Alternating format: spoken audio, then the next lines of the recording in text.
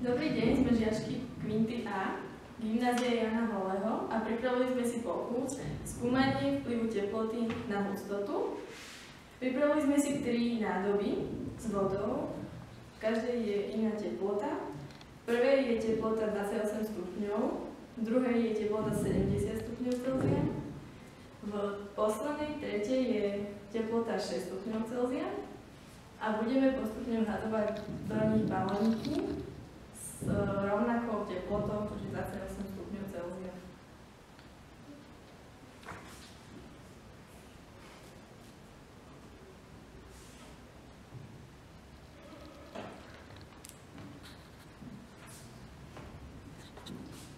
Balónik najviac klesol pri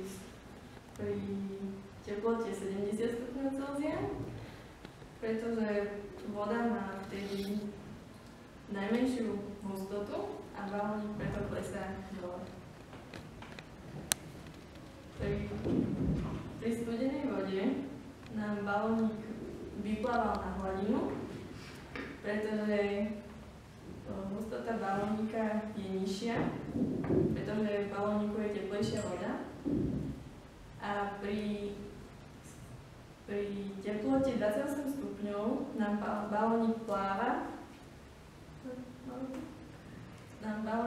pretože je rovnaká teplota.